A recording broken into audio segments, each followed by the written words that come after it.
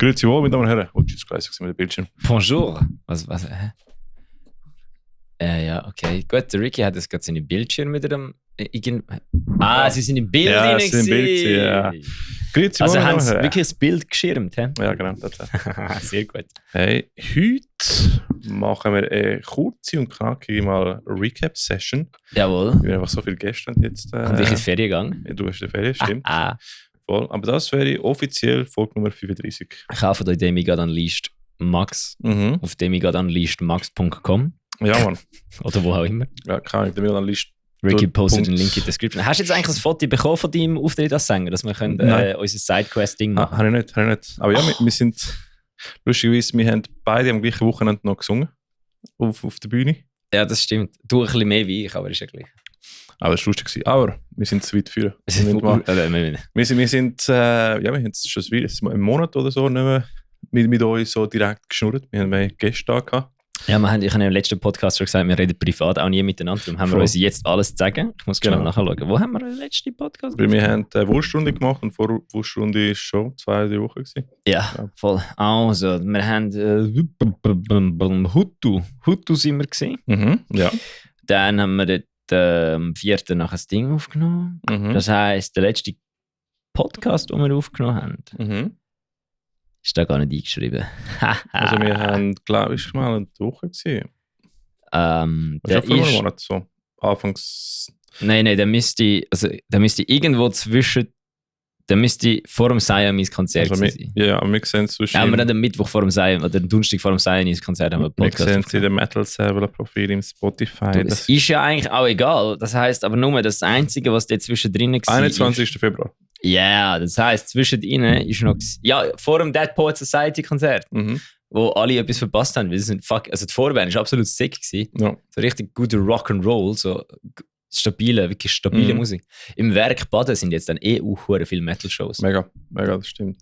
Ich habe nach dem Greenfield Band Contest hat mir der Umi noch ich glaube, er hat Marcel vorgestellt. Der hat uns schon gemischt, wo wir Vorband waren von Dropout Kings. Ein chilliger Hype. Der schafft amigs in der Hafenkneipe. Vielleicht auch nicht mehr, ich weiß es nicht. Und ist jetzt anscheinend auch noch fürs Book. Ich weiß auch nicht. Er macht auf jeden Fall etwas im Werk und es sind anscheinend ein paar Metal-Shows jetzt dann wieder. Geil. Unter anderem Fear Forever Tour, Whiteout, Fear Lab, Last Chance to Say Goodbye, Eversis und einer wird noch 30. Geil, yes, das wird lustig. Aber ja, wir haben dann alle so, was 30? Sind die jung? Ja. Nein, aber wir haben Siamese-Konzert gehabt. Am einem Sonntag. Fucking funny gewesen. Absolut insane. Ich habe wirklich nicht gedacht, dass viele Leute kommen, aber... es war fast voll gewesen. Fast voll im Exil gewesen. Sonntag, geil. Fast voll gewesen am Sonntag. Und vom Anfang an. Und die Leute sind auch ziemlich voll gewesen. Die haben sich auch gar nicht... Also, aber sorry, irgendwie geben sich die Leute in letzter Zeit wieder hure hart. Ja, ich glaube, jetzt ist so wie... Ich weiss nicht wieso, so ein bisschen zum Vorgreifen. Diese Woche war ja noch Greenfield Band Contest. Der war ausverkauft gewesen, erstens mal. What the fuck? Der Greenfield Contest ist ausverkauft? Auf dem Post, was ich gemacht habe, ist gestanden, es sei ausverkauft gewesen. Damn. Die letzten 3 Mal, als ich gegangen bin, sind etwa 50 Leute gewesen, höchstens. Und jetzt ist es einfach ausverkauft gewesen und alle besoffen. Wirklich alle, außer ich. Voll, aber und der Ricky. Ja.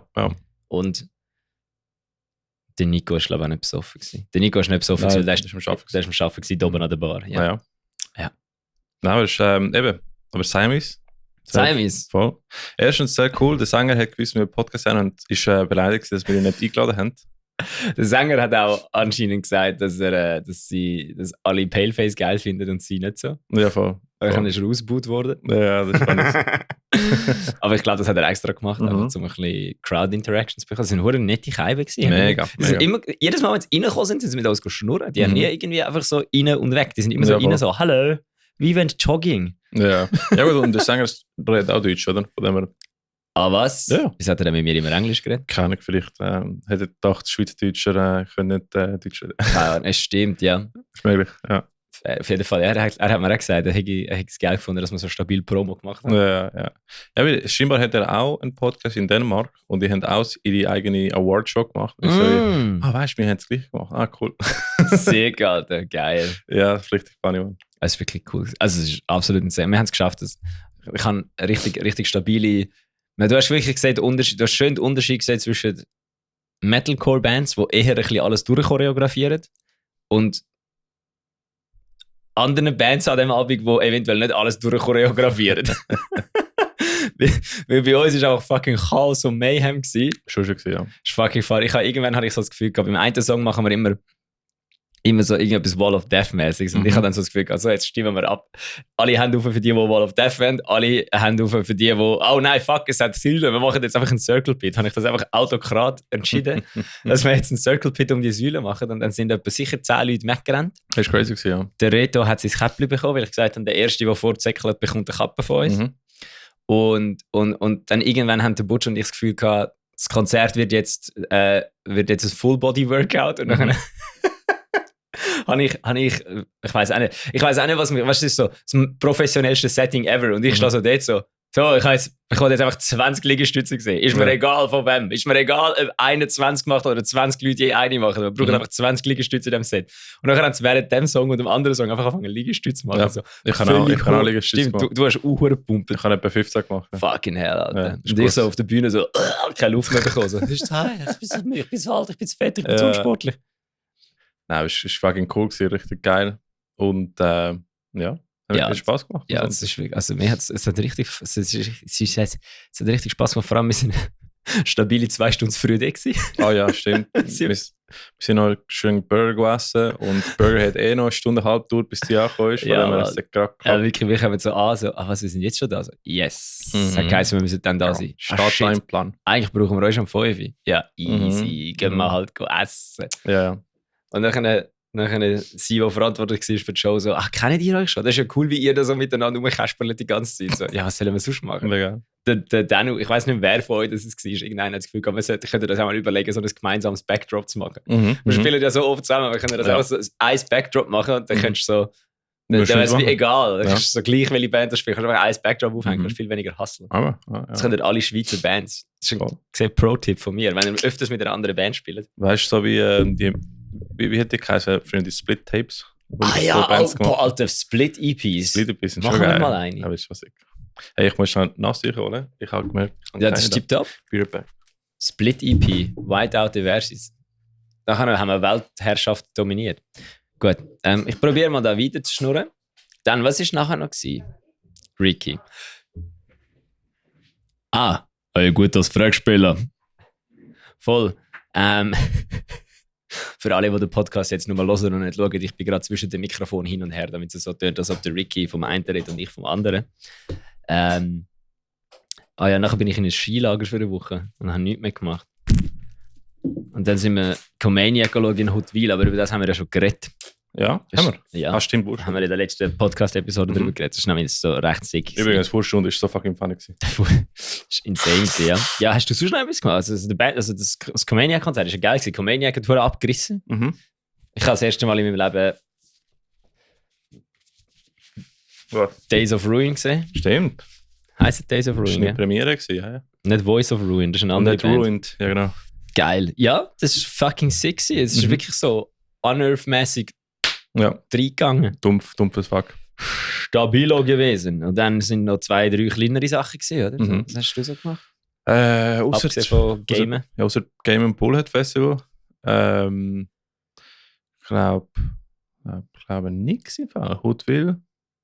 Weil Huttwil war vor Wurststunde, haben Wurststunde gemacht. Du warst vor Wurststunde, ja. Und Wurststunde war gerade vor dem Bullet Festival gewesen. Fast, ja. Ja, und sonst eigentlich Bouldern, Gamen.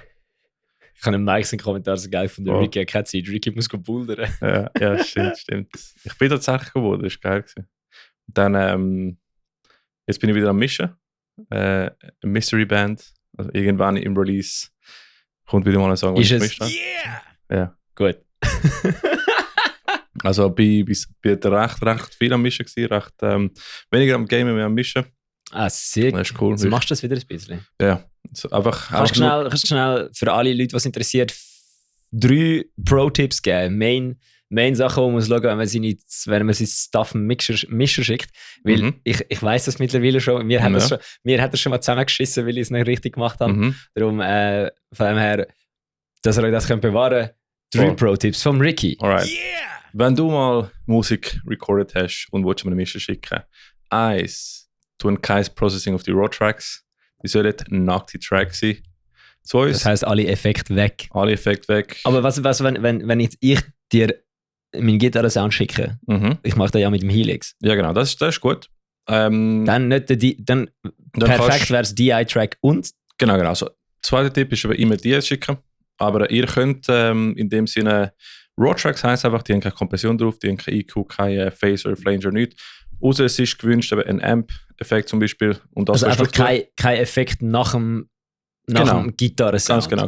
Kein Kompressor, kein Limiter, kein nichts von dem, weil du willst eigentlich so raw wie möglich haben. Und nachher kannst du eben alle Raw-Tracks bekommen. Und wichtig ist dann bei der Gitarre zu sagen, hey, das ist Gitarre der Amp oder Gitarre Helix. Und da gibt es noch Gitarre DI, links, rechts.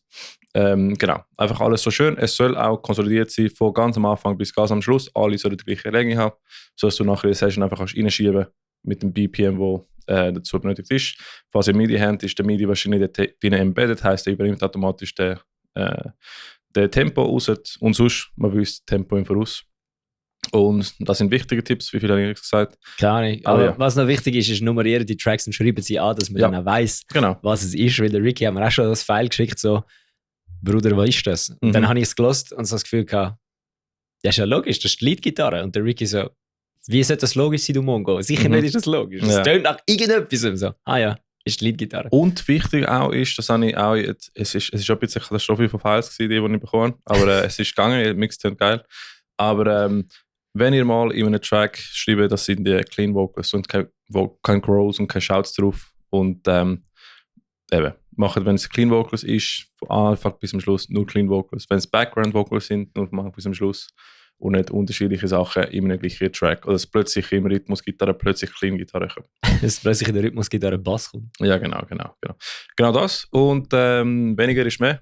Nehmt lieber mal präzise das Bild, das ihr auf der Bühne habt, von Anzahl Gitarren. Wenn ihr 2 Gitarristen habt, nicht einfach 4 Rhythmusgitarren unterschiedlich, die etwas anderes spielen. Oder? Für Metalcore-Bands zählt das nicht, ihr braucht einen Bass. Auch wenn eure Gitarren auf Drop-Zettel sind, du brauchst trotzdem einen Bass. Genau. Und 90% der Zeit werden Bass und Rhythmusgitarre genau das gleiche spielen. Es muss nicht so viel Unterschied geben zwischen denen, außer es ist gewünscht und es gibt so einen coolen Drum-and-Bass-Part, wo etwas anderes gespielt wird. Oder Gitarre spielt offen und Bass spielt etwas. Ja, außer ihr spielt halt nicht Metalcore. Genau. Wenn ihr Grunge spielt oder wenn ihr Fusion Jazz spielt, ist komplett etwas anderes. Ein Metalcore, Deathcore-Bereich, ihr wollt, dass die Beziehung zwischen Kick, Snare, Gitarre, Bass einfach tight as fuck ist. Das habe ich gestern wieder gesehen. Gestern beim Polaris-Konzert 3 Bands und alle außer Polaris haben einfach... Nein, Pale Dusk auch nicht. Pale Dusk auch nicht. Die Japaner auch nicht. Die sind auch crazy gegangen. Aber Thornhill und Silent Planet haben einfach beide... Die haben keine Songs geschrieben. Die haben genau das gemacht, was du und der Oli dort in dem, bei Breakdown of Sanity im Proberaum gesagt hast. Die haben alle einfach Bassdrum gespielt. Also, ja, komm, geil, Alter. Super, cool. Ich kann alle aufs Bassdrum spielen. Yay. Yes, aber das ist wichtig. Einfach aber es ist ein bisschen langweilig. Bisschen Riffs ausschreiben. Aber so, freche Selbstpromo, wenn ihr selber aufnehmt und wollt mal einen Mixmaster haben, schreibt mir. Schreibt Metal Server an. Schreibt Metal Server an. Und dann Metal Server Recordings, Alter. Und dann machen wir etwas voll. Genau. Nein, aber das habe ich recht viel gemacht. Dafür habe ich ein bisschen abgeschoben bei Helldivers 2 spielen. Muss wieder mal reingumpen. Ich habe mit dem Dave von Self Last Breath noch nicht spielen. Und mit dem Dano, meinem Drummer, habe ich auch das Game geschenkt und ich habe noch nicht mit ihm gespielt. Nein, das geht gar nicht. Ja. Geht gar nicht. Ja, mit dem Dave von Save Last Breath. Dem habe ich ein bisschen Zeit verbracht letztens. Ja. Eben, du bist ja weg gewesen. Ja, falls ihr es nicht mitbekommen habt, was völlig okay ist, weil ich glaube, auf dem Metal-Server-Account ist jetzt nicht so offensichtlich gewesen. Mein privater Account ist privat und das Save Last Breath-Account, wenn ihr dem nicht folgt, folgt ihr dem halt nicht. Ja, voll. Nein, ich kann dürfen durch meine wie nennst du das, private Umstände, was mir erlauben, momentan ein bisschen mehr Freizeit zu haben wie andere Leute. Ja, das ist frei. Habe ich mit Save Last Breath auf eine kleine Deutschland-Tour gehen. Was sehr sexy ist, zusammen mit Valera, wo der Alex, der früher der Sänger von Broken Compass war, wo ihr vielleicht kennt, weil Broken Compass auch schon mit Aversis und Save Last Breath in der Schweiz gespielt hat. Ich habe aber gedacht, wenn ich das Fotos gesehen habe, so, ja, den kenne ich, Bruder. Ja, das ist der Alex von Broken Compass. Der hat eben zusammen mit dem Demi, oder glaube hauptsächlich alleine, eine Tour organisiert. Mit Save Your Last Breath und Pathwalker. Pathwalker war auch sehr cool gewesen. Valera war sehr cool. Also wirklich alles sehr, sehr geile, sehr geile Menschen gewesen. Ja. Die Raka verstehen mich meistens nicht, wenn ich Schweizerdeutsch rede. Deswegen, ich glaube, ich habe auch mit Rowan Compass in Lörrach gespielt. Das ist gut möglich, ja. Nee, aber ihr seid geile. Ihr seid geile Menschen. Und dann hat, das ist fucking sexy. Wir sind zuerst Freiburg, dann Basel, dann Rottweil, dann Würzburg und dann Bist du Janik dort? Bullhead Festival. Nein, der Janik hat eben leider, er hat mir geschrieben, er bin auch gekommen und dann hat er irgendwann so spät geschrieben, hey fuck, scheiss mich mega an, wir sind im Studio, ich kann nicht kommen. Und alle, ich habe das so den anderen Bands erzählt und die sind voll in das Loch gehabt, weil sie dann so, wie so der Janik von Paleface, wie so der Gitarrist von Paleface ihre Show schauen. Das wäre für die so das grösste ever gewesen. Aber das Studio ist nicht in Marseille? Doch. Ja, okay. Und darum ist es ein bisschen weiter weg. Klar, ja. Da kann er nicht einfach so schnell... Kann er nicht einfach schnell raufkommen, ja. Ich verpiss mich schnell bis Konzert. Ich gehe schnell heim, ich muss schnell eine Schweizer Local Band schauen. Ja. Gut, wäre eine geile Aktion gewesen. Ja, naja, schade gewesen. Gerne wieder mal mit Janik ein Bierli getrunken. Ja. Was ironisch ist, weil an dem Abend habe ich kein Bierli getrunken, weil ich gefahren bin. Aber das ist sexy. Also, soll ich mal kurz ein bisschen von dem erzählen? Dann haben wir sicher etwa 10 Minuten noch. Ja, also es ist wirklich... Wir sind ein bisschen safe, das Schiff jetzt voraus und die Sonne scheint. What the fuck? Frühling? Fucking hell, ich hätte meine Dogs-Zellen anlegen. Ich bin mit Save Your Last Breath auf Freiburg rausgefahren. Jetzt sind wir im Slow Club angekommen. Absolut eine geile Location. So klein, gemütlich. So, stellt es Ebri vor, aber in edel. Schön, ja. Wirklich geil. Die haben jetzt das erste Mal eine Metalcore-Show gehabt, sonst immer noch so True Metal und so Zeugs. Oder ganz anders. Sie spielen alles außer Reggae, haben sie gesagt. Alright, interessant. Finde ich fair. Ja. Das K könnte jetzt von mir aus auch wegmachen. Ist ja gleich, auf jeden Fall, das ist mega, mega geil. Die haben so am Anfang gesagt, ja, weißt du, okay, wir können alle, wenn wir 17 Leute sind, wir sind das Touring-Package mit 17 Leuten, wir sind 3 Bands gewesen und Pathwalker sind 6 Leute, Valera sind zwar nur 3 Leute, aber Pathwalker hat noch irgendwie Merch-Leute und Fotografen dabei gehabt. Save Your Last Breath hat auch noch mich dabei gehabt, aber du bist schnell auf 17 oben, wenn du 3 Bands bist. Ja. Die haben dann nicht Deadpent, also Deadpent haben dann nur Save Your Last Breath und Sebo von Pathwalker, der früher auch bei Broken Compass gespielt hat. Alright. Und das ist wirklich geil, wir sind nicht reingekommen, nachher auf und oben hat es wie so eine kleine Wohnung gehabt. So eine Einzimmerwohnung mit einer Küche, einer Dusche, einem WC und 6 Betten. Das ist auch praktisch. Auch hure geil, Alter. Ja. Der Thymian hat schon dort gespielt, haben wir gesehen. Geil. Und es war wirklich absolut nice gewesen. Wir sind dann, also der Abend auch, wir sind angekommen und absolut keine Erwartungen gehabt. Ich meine, kennst du eine Location, die Schlafmöglichkeiten hat in der Schweiz? Ja, kommen wir später drauf zu. Ja, Saddlehead. Ah ja. Und Soka hat auch. Alright, Sommer Casino. Ja, und wir sind eben dann sind da gewesen, und dann habe ich so ein bisschen gefilmt und so und dann haben wir ein bisschen Seich gemacht und dann haben wir uns so alle ein bisschen kennengelernt und alle haben so gedacht, ja, da werden ein paar Leute kommen, hoffentlich.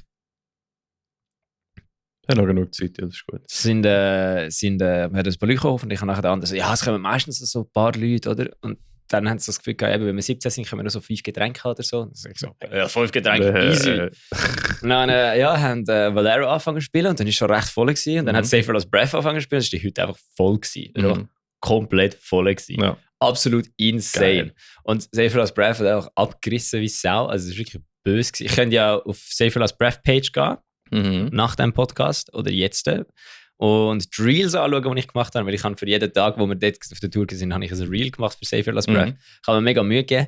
Es sind, glaube ich, ganz okay gekommen. Ich merke schon, dass du jetzt die Erfahrung gemacht hast mit der Ticket to Nowhere Serie, weil eigentlich braucht jede Band einfach eine Bälle, einfach so behind the scenes mal ein bisschen filmt und so und nach so wirklich so ein Bild bekommst, von was die Band macht. Es ist auch sehr, wie kann ich sagen, immersive in dem Sinne. Ja. Oder? Du bist dabei quasi in der Tour und das ist wirklich sehr geil. Also, das mache ich ja schon verdammt lang, Alter. Ich meine, das haben wir ja letztes Mal diskutiert. Ich meine, wenn du auf unseren YouTube-Kanal gehst, siehst du Videos von uns, wo ich eigentlich genau das Gleiche mache, einfach weniger gut. Genau, ja. Aber aus dem 2015. Ja. Und du tust dann natürlich üben, oder? Und tust die Cancer finden. Ich meine, das haben wir bei Kids and Cages noch gehört. Sie machen alles mit dem Handy. Also alle die coolen Videos, die sie haben, alles mit dem Handy.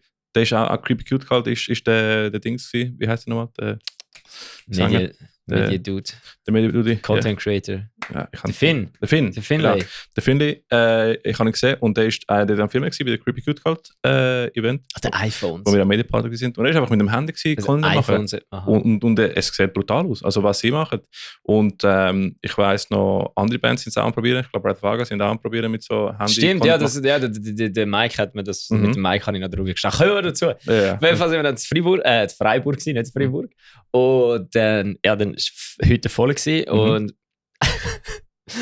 und dann Pathwalker so ein bisschen, oh nein, Safer Last Breath ist ein Prototyp. Mit Pathwalker hat nach Safer Last Breath gespielt. Dann hat sie so eigentlich so das gleiche Dilemma gehabt wie alle Bands, wenn sie nach Safer Last Breath spielen, immer so, weil wenn Safer Last Breath das erste Mal siehst, bist du einfach, glaube ich, schon ein bisschen beeindruckt. Ja. Das ist brutal. Und Pathwalker war auch wirklich krass gewesen, richtig gut gewesen. Also nicht also wirklich, alle 3 Bands machen komplett andere Musik, aber sind komplett über gleiches Level gewesen, meiner Meinung nach.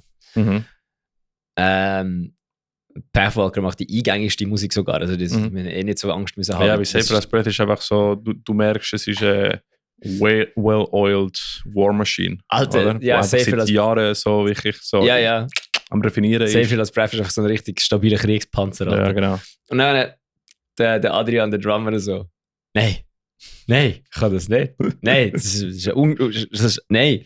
Und dann haben sie gespielt, dann war es gleich geil gewesen, wirklich sick gewesen. Und die haben noch eine eigene Lichtshow gehabt, das war auch noch lustig. Geil. Und dann ist einfach, einfach haben sie gespielt und dann sind alle da gewesen. Und dann ist irgendwann der Veranstalter so gekommen, so, weißt du was, nehmt einfach Getränke, da passt schon. So viele Leute, das ist schon geil. Die haben so Fernsehli gehabt, also kleine TVs, überall in der Venue verteilt, wo so Bühne gefilmt haben. Und dann hast du können, egal wo gestanden bist, hast du das Konzert können schauen. Das war vorher sick. Also wirklich, Slow Club in Freiburg. Ist zwar dieses Jahr schon ausgebucht, ich habe es auch noch probiert, aber wenn ihr eine Show in Deutschland spielen und wenn ihr eine gute Venue habt, fragt den Slow Club an, das ist absolut geil. Aber ich glaube, du hast in Fall einige neue Venues kennengelernt und kennst ein paar. Also kannst du mir Tipps geben von diesen Venues? Ja, also eine davon ist der ist wirklich sexy. Das andere ist Sommercasino in Basel. Ja. Das ist halt der zweite Tag. Sind wir von Freiburg morgen aufgestanden. Sind wir alle zusammen Ramen essen. 17. Alter. Das Restaurant hat einfach so das Gefühl, wir müssen halt ein bisschen verteilen. Das ist klar. Sind wir von 17. Ramen essen. Stell dir das mal in Zürich vor. Ganz sicher nicht, würdest du mit 17 Leuten irgendwo reinkommen. Und sind wir auf Basel gefahren. Zu Basel angekommen, alles ausgepackt, alles ausgeräumt. Und haben sie uns den Backstage gezeigt. Dort hat ein Better zum Schlafen. Sehr geil. Wir also, what the fuck. Hure sick gewesen. Nicht so viele Leute gekommen, leider, aber Rafa Falga war cool gewesen. Und eben dort hat der Mike dann angefangen mit so einem, er hat für das Handy, er hat so ein fancy iPhone, hat sich so einen Gimbal gekauft und alles und hat damit angefangen rumzuspielen und hat so gefilmt. Ja, dass sich so Lenses bestellt haben. Ja, er hat voll Gas gegeben. Du kannst mega viel machen mit meinem iPhone, wenn du weißt wie. Und dann, der Gig ist ein bisschen, also Luft-Seifenblättchen-Maschine gehabt. Ja. So einfach so eine fucking insane gewesen. Safer Last Breath, so, und einfach so Seifenblättchen, so. Ja, ganz ehrlich, auch nicht lieber als Nebelmaschine. Bei Nebelmaschine geht direkt da rein im Hals und spürst du so. Ja, also beim Siamese-Gig hatte ich so eine trockene Fresse die ganze Zeit und dann hat es keinen Nebel auf der Bühne gehabt. Das nein, das ist nicht klar. Einfach, also beim Siamese-Gig hat es einfach so Swisscom-Türm gehabt. Aber was ich wirklich muss sagen, ist, Safer Last Breath ist, wenn du bei denen als Roadie-Gast gearbeitet bist, eine arme Sau. Alter, die haben so einen Bus, der ist voll. Und sie haben kein Schlagzeug dabei gehabt. Oh, damn, ja. Die haben einfach einen ganzen H&M mitgenommen mit Merch-Kisten, dann ihr Rack, dann haben sie spielen die Siechen, weil sie mit True, Real und Kavolte sind, spielen sie mit 120 Watt EVH-Amps. Ja, die Heso-Caps, oder? Ja, aber die sind geil, die sind klein und leicht. Die sind cool. Aber fucking PV, nein, sind ja keine PVs, das sind ja, doch. PVs 6505. Oder EVH? Nein, es sind aber keine EVH, das sind PVs. 6505 Plus, 6505. Es ist genau der gleiche Amp. Der EVH 5150 und der 5150 und der 6505 sind genau der gleiche Amp. Ja, genau. Sie sind einfach anders angeschrieben. Aber 6505 Plus oder 05? Ich glaube, sie haben Plussers. Alright, besser. Auf jeden Fall, es ist, falls irgendeiner das Gefühl hat, das sagen andere Amps. Der einzige Unterschied zwischen diesen Amps ist, dass der Eddie Van Halen gesagt hat, es darf sein Name draufstehen. Das ist der einzige Unterschied zwischen diesen scheiß Amps und die Schrift drauf. Also ganz ehrlich, ich weiss noch, 2012, 2013, alle haben 65. Alle, immer noch. Darum tönen alle scheiß Metalcore-Bands gleich, weil sie alle über ein scheiß 5150 Preset auf ihrem Dreckscamper spielen. Okay, nein, Camper ist geil, aber... Ja. Was hast du für ein Preset auf dem Camper? 5150. Ah! Ja. Das ist der King of Metalcore. Ja, darum tönen alle gleich. Genau, und weil alle einen Camper haben und alle könnten 5150 klonen, tönen heutzutage alle Metalcore-Bands gleich. Habe ich heute vorher gerade ein Video darüber gesehen. Ja. Oder Metal-Bands. Weil früher hast du einfach mit dem müssen arbeiten, was du gehabt hast. Ja, voll. Dann hast du halt kein 5150 bekommen, weil es nicht existiert hat, dort wo du warst. Und dann hast du halt müssen mit dem... Mesa-Boogie ist. Aber das Thema ist 50-50 Preis-leistungsmäßig ist viel besser als ein Mesa-Boogie, wenn es 20 Stutz kostet. Ja, das stimmt schon. Aber eben, ich meine, es ist sehr accessible gewesen. Ja, das ist so. Aber eben, so sagen wir es mal früher, wo ich persönlich Metalcore oder Metal generell ein bisschen interessanter gefunden habe, weil halt auch experimentiert werden und so.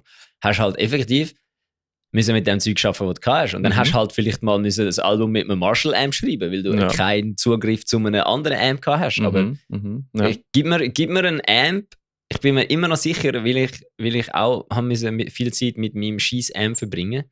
Gib mir einen Amp und ich bringe dir einen geilen Sound raus. Auch wenn kannst du mir, glaube ich, jeden Amp geben, ich bringe dir einen geilen Metal-Sound an. Aber das ist, weil wir jetzt so viele Jahre Erfahrung hatten. Aber damals im Fall, keine Ahnung. Das hätte ich schon früher angebracht. Ich weiss noch, wenn ich so meinen scheiß Amp kann und dann ist jemand gekommen, der tatsächlich gewusst hat und hat mir so eingestellt, so, ja, das klingt ja hure gut. Das habe ich mir schon recht früh beigebracht. Ja. Aber jetzt, ich bin mir ziemlich sicher, wenn du mir einen Amp gibst, der einigermaßen Distortion hat, kann ich dir einen geilen Metal-Sound einstellen. Weil schwierig ist es nicht. Und ich bin mir auch ziemlich sicher, dass ich es anbringe, dass ich einen 5150 gleich tönen kann wie einen Mesa Boogie, weil die sind ziemlich ähnlich. Du musst einfach die Bass so ganz aufdrehen. Ja, musst halt einfach auf den gleichen Cab lassen. Ja, das ist der grösste Faktor. Ich finde, der beste Cab ist der Mesa Boogie Oversized. Der ist... Und den brauchen eben alle Metalcore-Bands auch. Ja, was ich halt natürlich geil finde, ist einfach... Orange ist einfach sehr... Orange ist auch sehr cool, ja. Ja, ist geil. Oder also die Hesu-Caps von Safer als Breath sind auch super. Die tönen böse und sind leicht. Ja. Und sehen cool aus. Was sind die für Speaker sind? Wahrscheinlich Celestial Vintage 30s. Okay. Nein, ich glaube, sie haben eigene. Ich glaube, die haben eigene. Ich glaube, die haben Hesu-Caps. Ich glaube, die haben Hesu-Speakers. Ja, und V30s auch je nach Jahr und so. Und ob es von China ist oder von irgendwo anders gemacht. Genau, aber eben das Ding ist wirklich... Der Amp ist nicht der grösste Unterschied. Der Speaker macht den grössten Unterschied. Ja, Speaker ist definitiv. Wenn du einen 5150, einen Mesa Boogie und einen Blackstar irgendetwas Metal Amp aufs gleiche Cab stellst, bringst du die an, dass sie genau gleich tönen. Ich meine, deine beste Investition, um gute Gitarre-Sounds zu haben, ist gute Impulse-Responses zu holen. Für deinen Helix, für den Helix Camper oder was auch immer. Ja. Wohl ein Camper habe ich noch nie probiert. Also die beste Investition, um guten Gitarre-Sound zu haben, ist eine Gitarre. Ja. Aber in Neural DSP nehme ich auch die eigenen Impulse-Response, die ich gekauft habe. Die sind sehr sick. Ja, kannst du mir mal eins von denen auslehnen, dass ich es testen kann? Ja. Auslehnen vor allem, das Ding. So. Ja, schick es mir, aber muss mir in 2 Tagen wieder zurückgeben. Ja. Nein, ich schicke dir mal die von Mischa und Nolly, die sind cool. Ja, ich habe nämlich auch ein paar, aber ich muss sagen, ich arbeite momentan immer noch lieber mit den Helix-Sachen, weil du es einfach kannst ändern. Du kannst einfach im Ding sein, wenn du merkst... Aber es ist nicht, dass ich immer die gleiche brauche, sondern es ist wirklich je nach Sound. Nein, aber weißt, das Ding ist, wenn ich jetzt einen Sound geil finde, aber irgendetwas stört, wenn ich etwas aufnehme, kann ich im Helix, wenn ich das Helix-Cap brauche, kann ich die Mikrofonpositionierung und alles ändern. Im Nachhinein. Mit dem IR, mit dem Impulse Response, halt einfach die Impulse Response. Ja, genau. Wir sind aufhören rumnörden. Wir sind im Sommercasino gewesen. Ja, richtig stabile Show gewesen. Ein bisschen, nicht die ereignisloseste, aber ist halt alles wirklich so super gelaufen und hat nicht so viele Leute gehabt. Ich glaube, der Stefan vom Moment of Madness ist der gewesen. Schon noch ein paar. Aber in dem Fall, Deutschland hat mehr so Erscheinung gehabt von Leuten. Ja, Freiburg ist eine Studentenstadt. Und Safer Last Breath ist jedes Mal, wenn die irgendwo in der Nähe von Freiburg spielen, ist heute voll. Ich weiß nicht wieso. Wahrscheinlich, weil sie eben mit so 16 Mal gespielt haben und dann alle so das Gefühl haben, geil. Und ich glaube, Freiburg hat ein bisschen Szene. Und nachher, ja, das war wirklich eigentlich easy gewesen. Und dann sind wir dort pennen. Morgen aufgestanden. Was heisst ereignislos? Das war der Gig, wo im Backstage 3 Fässer Bier vernichtet worden sind. Also ich habe, glaube 2-3 Bier gehabt am Abend. Die anderen, die haben 60 Liter Bier gesoffen. Geil. Wenn du das mal ausrechnest auf 17 Leute, wie viel 60 Liter sind, dann merkst du, dass es viel sind, wenn wir 17 Leute sind. Aber von diesen 17 Leuten haben nicht einmal alle gesoffen. Das heisst, die gesoffen haben noch... Ja. Das war insane. Bis am Morgen um 3 sind sie am Saufen gewesen. Und ich bin mega froh gewesen, dass ich gelernt habe, mit Kopfhörer schlafen, weil ich dann einfach auch pennen konnte.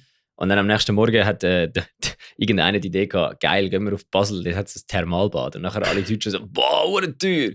Und dann irgendeiner von den Deutschen so, schauen wir mal, ob es ein Thermalbad hat in der Nähe von Rottweil, weil wir ja auf Rottweil fahren. Und wir so, ja gut. Dann haben sie in Rottweil ein Thermalbad gehabt. Und dann sind der Alex von Valera und wir von Safer Last Breath einfach die 6.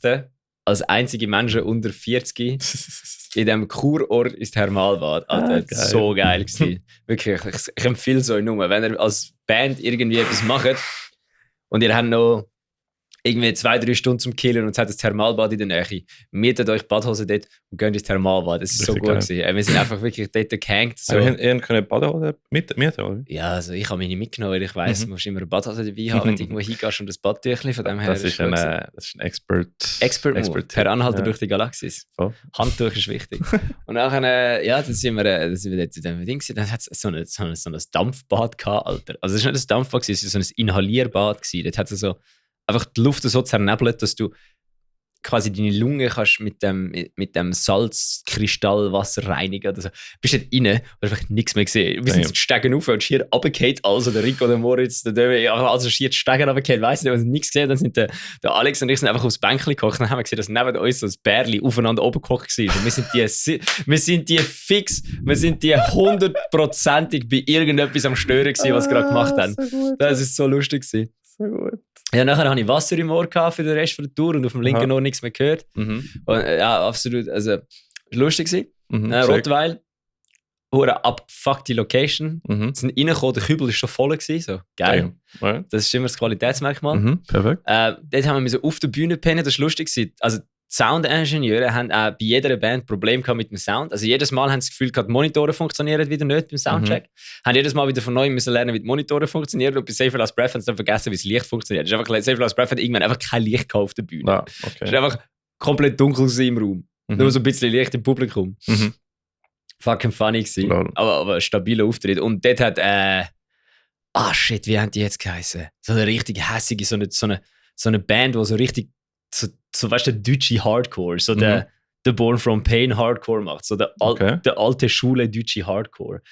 Wie haben die geheißen? Das muss ich jetzt schauen, weil die sind richtig sick gewesen. Das müsst ihr, wenn ihr auf so richtige Heavy Hardcore, so weißt du, der gute alte deutsche Hardcore, du kennst den gute alte deutsche Hardcore. Ja, so Born from Pain halt, weißt du, so richtige so so Bumper-Hardcore, bin ich so wo jeder einen Bizeps und einen Schnauz hat. Ja, also so Hardcore, so sagt man mehr von New York einfach, aber so die deutsche Welle kann ich nicht wirklich. Ja, nein, das ist Devastate haben die geheißen, Alter. Devastate müsst ihr euch gönnen. Das ist wirklich, das ist der Name ist Programm, Mann. Ja, das ist wirklich... Da muss ich schon sagen, da bin ich sehr ignorant von der deutschen Welle von Hardcore, weil da kann ich wirklich... Ich meine, wenn du mir so sagst, so Classic Hardcore... Ja, aber es gibt aber nicht so viel. Es ist so Born from Pain ist die man kennt und dann gibt es Tausende, die so tönt haben, aber nicht erfolgreich... Also schon erfolgreich sind, aber nicht so Dings sind. Aber ja, es gibt so... Die deutsche Punk-Szene ist riesig. Und HC halt auch durch das durch. Ja. Und wirklich, die haben zerstört. Dömi hat noch das Kind gehauen aus Versehen. Also nein, nicht das Kind gehauen. Sind einfach alle böse am Moschen gewesen und der Dömi hat dann mit dem Ellbogen irgendwie etwas ein bisschen verwünscht. Ja. Ich habe einfach so Spaß gesagt, der Dömi ist Kind hauen. Und der Rico so, also hat er so effektiv literally das Kind gehauen oder ist es einfach so ein Teenager gewesen, der er im Pit verwünscht hat? Ja, aber das ist immer so die Angst, wenn du nachher mit der Gitarre so im Pit gehst oder so. Ah nein, ich war bei Devastate gewesen, nicht bei Safer Last Breath. Okay. Aha, ja. Angefangen mit der Gitarre. Dann habe ich die Gitarre reingekittet. Ja, dann war das gewesen. Dann nachher alle gespielt. Sehr lustig gewesen. Dann haben die einen sich ein Hotelzimmer geholt und wir, Valera und Safer Last Breath, wie so die grössten Obdachlosen, haben wir auf der Bühne gepennt. Das ist ein sehr lustiges Video. Ihr könnt schauen, wie der Rico die Bühne putzt in der Story, also im Reel von Safer Last Breath. Und es ist das, wo der Döme mit einer Flasche dort steht und tut macht. Und dann haben wir einfach so die Bühne putzt und auf der Bühne geschlafen. Und der Dömi und ich haben wie so hell das Gefühl gehabt, da hat ein riesiges Fenster, da kommt am Morgen die Sonne rein. Dann haben wir ihr Backdrop so aufgehängt, so mega ein riesiges Schiss gemacht, daraus ein Backdrop aufgehängt. Dass am Schluss nachher einfach am Morgen das Backdrop so schlecht aufgehängt war, das Backdrop die Sonne nicht mal vielleicht aufgehalten hat, weil die Sonne einfach durch das Backdrop durchscheint und rechts davon einmal 8 Fenster mehr sind, wo auch offen sind. Und ich bin so aufgestanden, so, komme so auf meinen Schlafsack raus, schaue so auf und der Döme auch gerade so aufgehockt, so, ja, sehr gut. Und dann sind wir auf Würzburg. Ja. Sind wir dann schon auf Würzburg? Ja. Von Würzburg. Rottweil Von Rottweil auf Würzburg gefahren. Mhm. Würzburg, absolute AIDS-Stadt zum Autofahren. Also wirklich insane AIDS zum Durchkommen. Das ist das Haus von Thomas, oder? Nein, das ist in Bamberg.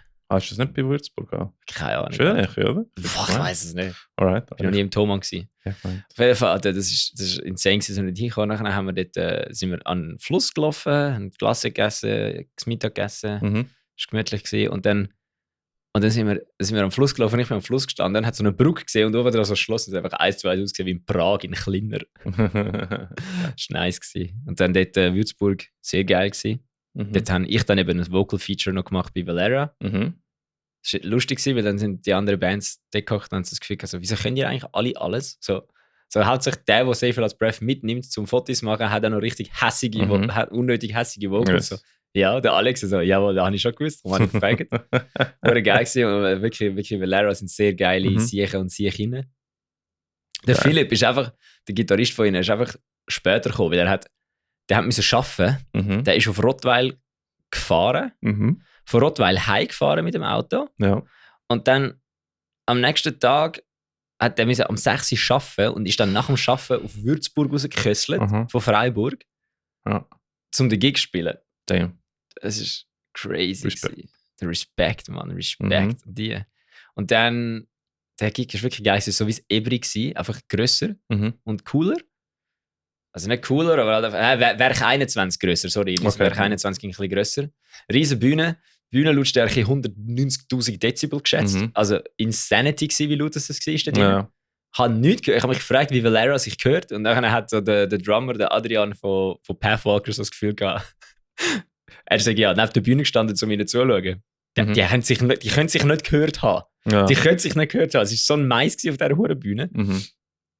Fucking funny gewesen. Dann hat der Rico dann noch ein Featuring gemacht bei Pathwalker. Bei Pathwalker haben wir dann auch alle Bühnen gestürmt, weil es der letzte Gig war von der Deutschland-Tour. Ja. Und das letzte Ding, da haben wir einfach alle Bühnen gestürmt. Das war sehr funny gewesen.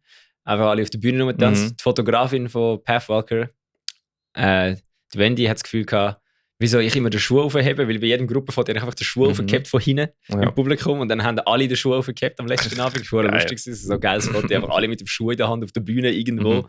Am Dunkeln. Das ist so lustig. Und dann siehst du, das Beste, was dann einfach siehst, ist, dann ist einfach so am Schluss so Thüringer Klöße, so irgendwelche Après-Ski-Scheiß gelaufen und der Rico hat einfach eine Bolognese angefangen. Er war so vor den Leuten am Rumtanzen. Es war so lustig. Ja. Und dann war es ein Highlight, noch nicht fertig. Wir haben noch pennen. Pennen haben wir können im Lacrosse-Club, also im Vereinsheim vom Lacrosse-Club. Wieso? Ja, weil einer, der auch in Bands gespielt hat, der schon mit Safe als Breath gespielt hat, auch schon mit seiner Band, der ist im Lacrosse-Team von Würzburg oder weiss auch nicht wo. Und die haben im Vereinsheim, wo sie auch drinnen sind, hat er uns einfach so quasi einen Raum gegeben, wo wir drin pennen können. Das ist lustig. Der hat so Dusche gehabt, das war insane gewesen. Dusche hat einfach so Disco-Licht gehabt und Boxen. Und das Licht ist mit den Boxen gekoppelt gewesen. Oh mein Gott. Also wir hatten einfach noch eine Duschparty gehabt. Dann sind wir pennen und am nächsten Morgen sind wir Richtung Luzern gefahren. Stimmt. Das war auch lang gewesen. Moritz hat das erklärt, wieso Sushi ein Scam ist. Okay. Sushi ist ein Scam, weil es ist so ein bisschen Reis. Dann tun sie so ein Algenblättchen einwickeln, machen so eine Gurke drin und sagen so «Danke, 20 Stutz». Ja. Recht ein Scam, oder? Ja. Ja, das war Bullhead Festival in Luzern. Ja, kannst du gerade mal anfangen, damit ich nicht die ganze Zeit schnurre. Das Lustige ist, ihr seid nicht die Einzigen, die von Deutschland gefahren sind auf Bullhead Festival am Sonntag. Nämlich Xonor haben auch so eine richtige Reise fucking hell. Xonor hat es aber noch ein bisschen härter gehabt, weil die sind von Berlin losgefahren. Ja, Berlin ist noch ein bisschen weiter wie Würzburg. Die sind so krasse Sicher, man. Einfach von Berlin einfach und nur der Luca hat gefahren. Ja, der Luca hat mir erzählt, so, er war so am Fahren und rechts von ihm so der Donau so, ich fahr schon. Und er so, nein Brudi, du fährst nicht, ich hol mir jetzt noch mal einen Liter Kaffee. Ja, das ist einfach crazy. Von Berlin bis Luzern gefahren, nachher im Backstage einfach die ganze Zeit am Pennen. So lustig. Das ist ein Krieger, Alter. Das ist ein verdammter Krieger. Aber ja, es ist cool gewesen, weil Xonor ist endlich mal voll besetzt. Also ja. Sie haben die Drummerin, sie haben den Gitarrist. Und also sind 2 Gitarren, Bass, Drums. Also sind ready. Wurde geil gewesen, Mann. Und gehen nächsten Monat nach Ukraine spielen. Wieder mal im, ich glaube, Destroyer Fest. Also Geht es alle oder geht nur der Donner? Ich nehme mal an, alle, diesmal. Letztes Mal ist Luki ja verpennt. Er ist vielleicht von Berlin heimgefahren voran. Ja, voll. Nein, aber es war cool gewesen. Wir sind am Sonntag dort gewesen. Also, du bist ja auf Tour gewesen. Ich bin eher einfach am Chillen gewesen. Ein bisschen gut. Also mal gearbeitet. Ich war so am Arsch gewesen. Ich habe für die letzte Woche, jedes Konzert, wo ich gegangen bin, haben Leute mich so angeschaut. Du siehst verdammt fertig aus. Und ich so, ja, ich habe auch keine Zeit gehabt zum Relaxen seit dieser Tour, weil ich jeden Abend wieder an einem scheiß Konzert bin. Aber anyway, erzähl weiter. Bullefest, man muss einfach sagen, ist professionell organisiert. Ich muss sagen, also ich bin sehr skeptisch gewesen, ob es mit der kurzen Changeovers und so funktioniert. Hat Hammer funktioniert. Und voll. Eben, ich habe Xonor jetzt angefangen am Sonntag. Oder nicht, warte schnell. Doch, Xonor hat angefangen. Wrath of Valga hat angefangen. Da oben, oder? Weil es sind 2 Bühnen. Die grosse da oben und die kleine da unten. Obwohl ich muss sagen, es ist nicht mal so. Also, der Raum jetzt. Also, die kleine Bühne ist riesig, Alter. Ja, also es ist recht groß. Also, habe ich cool gefunden. Also, muss ich ehrlich sagen. Und dann eben Wrath of Valga da oben angefangen. Richtig hässig gemacht, richtig gut. Dann Xonor da unten. Yes. Dann, genau, und das war sehr cool gewesen. Dann war Artifiction gewesen, glaube ich. Doch. Hat oben nur Wrath of Valga, Artifiction, Sylp und Dings gespielt? Moment, Madness war noch dort gewesen. Aber die haben ohne gespielt? Genau, da oben ist Wrath of Valga, Artifiction, Sylp und Resolve gewesen. Nur die 4? Ja, darum ist es oben so chillig zum Umbauen. Genau. Und dann, bei Artifiction habe ich noch 2 Songs gesungen. Also, Alter, du musst den Link zu dem Video, weil ich habe es gefilmt. Ich habe extra meine Kamera für genommen und den Ricky gefilmt. Ja, voll. Alter, das war insane gewesen. Der Shaolin-Mönch Ricky, der so am Shaolin-Moves machen und einfach am Streamen und am Singen, Alter. Er hat fucking Corey Taylor ausgepackt. Er hat das SM58 8 Meter von seinem Maul weggehabt und es hat noch tönt. Es ist sehr cool gewesen. Also es war fucking insane gewesen. Ja. Dann hat der Sascha noch gesungen von Fear Lab. Das war auch geil gewesen. Es sind etwa 6 Sänger insgesamt. Ist der Kevin von Polar Shift. Der Kevin von Dings war auch gewesen. Von Port of Call. Port of Call, ja. Der Damir von A Small Dish, A Lost Game. Ja. Ist alt gewesen. Ich bin nicht sicher, ob Damis oder Damir irgendetwas, ich muss sagen. Aber der Brudi, geil Brudi. Dann ist noch, wer hat noch gesungen? Port of Call. Der Sascha. Ja. Der Rico. Der Rico Matt, genau. Ja. Der Erik, das war richtig geil gewesen. Stimmt, der heisst ja gar nicht Rico. Eben deswegen, wo sie gesagt haben, ja, der Rico tut noch singen, ich habe gemeint, sie meinen Save Last Breath Rico. Nein, der Save Last Breath Rico hat anders zugehört. Eben, ich so, hä? Okay, wie verwirrt ich habe so, ja, der Erik hat gesungen, ich so, ja, kommt nicht der Rico. Dann, so, nein, der Rico ist im Backstage, der singt sicher nicht. Eben, geil, ich habe auch gedacht. Dann, Luz hat gesungen, das ist die gesungen hat. Ja. Die Bludine. Hat sie auch eine Band? Nein, sie macht eigentlich Pop und Rap. Also komplett nichts mit Metal zu tun. Was? Sie studiert einfach mit dem Mark und hat gefunden, sie wollte unbedingt mal mit der Metal-Band mal auf die Bühne singen. Und sie hat es einfach gemacht. Einfach so Heavy. Baller-Move halt. Heavy. Ja, wirklich. Und ich glaube, that's it. Ja, es sind nicht so viel gewesen. Oder? Nicht vergessen. Nein, that's it. Und das war fucking geil gewesen. Eben, ich kann das Video schauen. Hast du eigentlich mögen, Alter? Du hast 2 Songs gemacht. Ich muss sagen, ich habe es unterschätzt, weil also es ist das erste Mal, wo ich auf der Bühne wirklich so einfach ich aus dem Mikrofon singe. Und ich habe voll Shaolin-Moves ausgepackt beim ersten Song und ich habe nicht gecheckt, ich mache Cardio, ich tue nur Bouldern. Und dementsprechend, ich habe keine Luft gehabt. Und beim zweiten Song... Alter, das ist heavy. Das habe ich eben nicht gedacht. Ja. So, das ist das Ding, ich habe nicht gedacht, also als Sänger musst du halt schon fit sein. Hey, ich habe keine Luft gehabt nachher beim zweiten Song. Ich so am Versuchen zu schnaufen. Und nachher ist mir voll schlecht geworden, weil ich so gedrückt habe vom Magen oder noch nichts gegessen habe, weil ich esse nie vor dem Gig. Und, nach dem Gig hast du auch nicht gegessen? ja, tatsächlich. Und aber es ist wirklich ein Bucketlist-Moment gewesen. Können wir mal ein bisschen Vocals auf die Bühne machen. Das ist geil, falls ihr ein Foto habt, falls irgendjemand so ein Fotografenfoto von Ricky hat, schickt es uns bitte, weil wir haben die Wendy von Pathwalker hat eben ein Foto von mir gemacht und dann könnt ihr ein Foto auf Metal Servala posten, von wegen Servala auf Sidequests. Ja, Mann. Und dann den Link zum unserem Vocal-Feature. Ja, das ist schon geil. Ja, machen wir, fix. Aber hast du noch Video? Du hast ein Video gemacht von deinem Feature, oder? Nein, von meinem Feature gibt es auch ein Video, ja. Aber das ist, habe nicht ich gemacht, weil ich habe ja gesungen. Ja. Aber dann hol und mach wir beide auf Metal Server in YouTube. Machen wir. Unsere Sidequests. Das ist gut. Geil. Sidequests, geil. Voll. Eben, ja. Und dann haben wir ja noch gespielt, oder? Ja, voll, genau. Nachher habe ich nachher hat Moment of Madness gespielt. Durch. Ja, die habe ich leider als einzige Band nicht gesehen, weil die haben aufstellen. Ja, das stimmt, da bist du aufstellen gewesen. Und dann haben Save Last Breath. Ja, Save Last Breath hat oben gespielt. Save Last Breath hat oben gespielt, genau. Save Last Breath hat oben gespielt.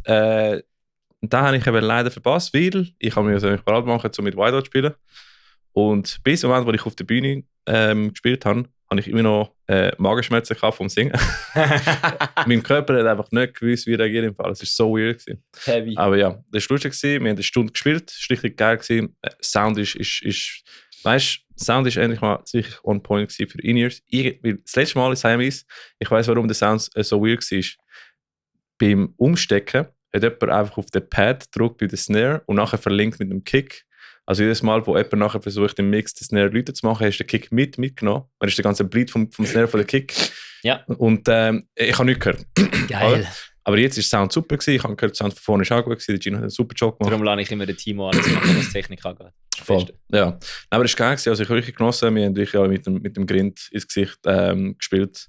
Wurde geil gewesen, wurde lustig. Mit dem Grind ins Gesicht? Mit dem Grinsen. Aha, mit Grinsen, sorry. Ja, das ist Schweizerdeutsch, schwierige Sprache. Ja. Ich habe nur gedacht, vielleicht hättest du etwas ganz anderes sagen wollen. Also Folge 3, aber das ist ja gut. Nein. Sick. Ich kann niemandem prügeln wieder. Ja. Und dann, ja, das war es. Und nachher Resolve war noch gewesen.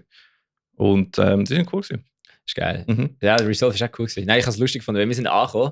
Und nachher, also es war gut gewesen, wirklich hure gut gewesen. Wir sind angekommen, da ist ein Dude gestanden mit einer Leuchtweste, wie es geheißen hat. Er hat gesagt, da rein parkieren. Jetzt müssen wir schnell warten, ich weiss nicht, ob das Zeug schon rauf tun kann. Kommt er 2 Minuten später zurück. Nein, können wir rauf, wir können das Zeug nachher erst ausladen. Nice.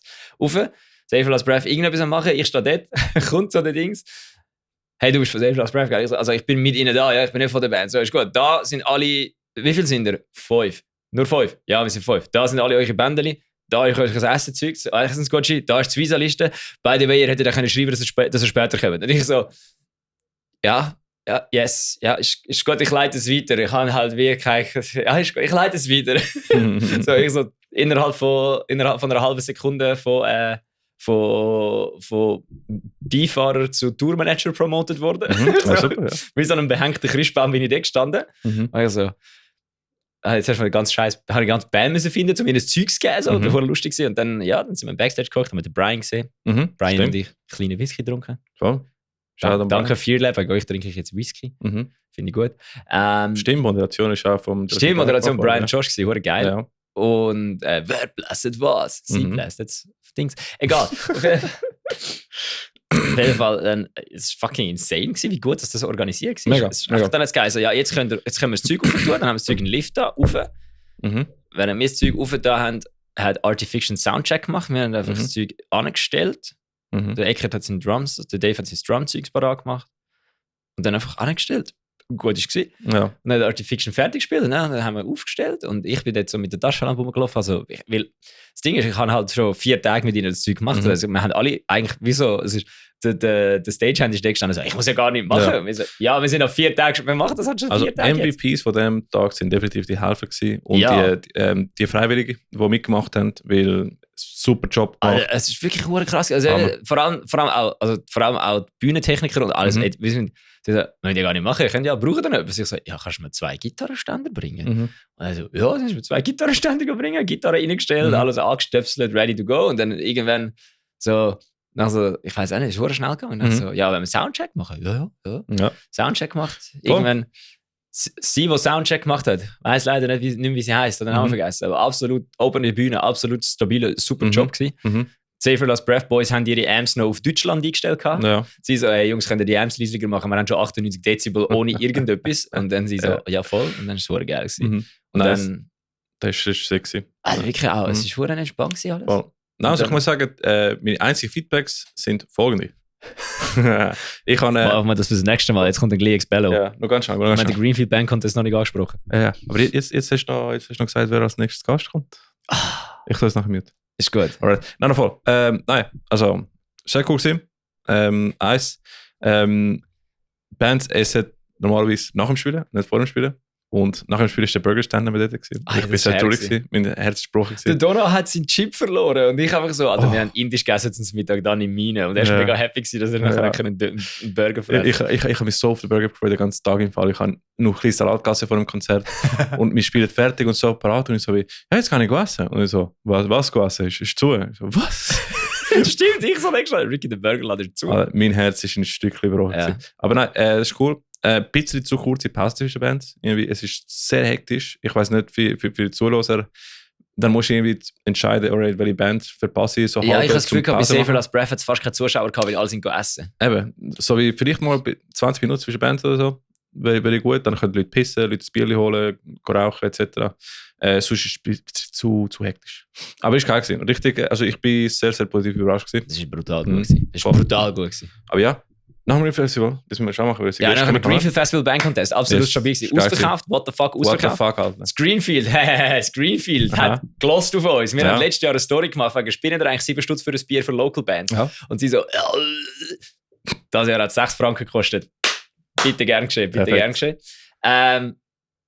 Das Kamerateam rum hat uns angesprochen, wegen, ob sie uns ein paar Fragen stellen, weil sie wissen, dass wir einen Podcast haben. Ja, geil. The fuck? Ricky ist dann zwar nicht ins Video reingekommen, aber wenigstens einer von uns. Übrigens habe ich einen Bruder kennengelernt, der uns zuerst vom Podcast kennengelernt hat und nachher unsere Bands ist gelesen. Stimmt, den hast du mir auch gesagt. Ja, von denen gibt es ein paar mittlerweile. Geil, sehe ich, du Pascal. Ja, und Polar Shift ist der gewesen, geil gewesen. Sons of Coherence ist der gewesen, geil gewesen. All Together hat gewonnen. Gratuliert. Altogether war geil gewesen. Ja, wirklich sehr cool gewesen. Pumpe voll. Ich habe es nicht erwartet. Ich habe den Contest gesehen in den letzten Jahren. Ich bin immer dabei gewesen. Es war nie mehr gewesen. Ja, das ist 20 Leute, 30 Leute. Ja. Also crazy, insane. Insane, dass es so gelaufen ist. Also, vielleicht hat es Greenfield einfach einen Fick. Sie haben ja auch ein Kamerateam geschickt. Also vielleicht haben sie einfach, ich weiß nicht, was sie gemacht haben. Super Job. Fall, anyway, wir haben eigentlich gedacht, das lange nicht. Wir haben zu wenig Material zum Schnurren und jetzt sind wir, glaube ich, schon wieder etwa bei 50 Minuten. Ja, das ist super. Macht's gut, bis nachher. Tschüss! Hey, nein, warte schnell. Letztes Mal habe ich vergessen. Wir haben Patreon, falls du es supporten willst. Kannst du uns in Patreon finden, ist verlinkt bei unseren Linkschüssingsbums. Und wir bedanken uns auch bei unseren Patreons, das haben wir letztes Mal vergessen. Es tut mir leid, ich bin im Stress zum Gebuldern. Aber ja, merci vielmals am Dave, Safe Last Breath, am Tim von Polar Shift, Gönni Benz Grosse und am Mystery Man himself, LV. Ich weiß nicht, wer er ist, aber geil sich. Mystery Man. Super sich. Ja, merci, dass ihr gelassen habt, weil ihr uns supporten Patreon und sonst könnt ihr liken, follow uns in Spotify. Genau, wenn ihr uns supporten, folgt uns auf Instagram und Spotify. Yes. Und wir haben auch T-Shirts. Genau. Anyways. Kommt an die Tour von Fear Lab Versus. Stimmt. Sagen, ja, wenn das rauskommt, ist spät für den ersten. Aber es sind ja restliche Gigs. Yes. Ihr findet alle Tour-Gigs auf den Instagram-Pages von Fear Lab und Versus oder auf der Homepage www.eversis.ch. Ja, voll. Haben wir ein Video gemacht für die Events? Ich habe noch nicht für alle, aber ich habe für den heute eins gemacht. Machen wir später. Machen wir sonst. Nein, noch Zeit, ist erst im Juni. Ihr seht Videos dann in unserer Page. See you. Welche muss ich haben? Erste.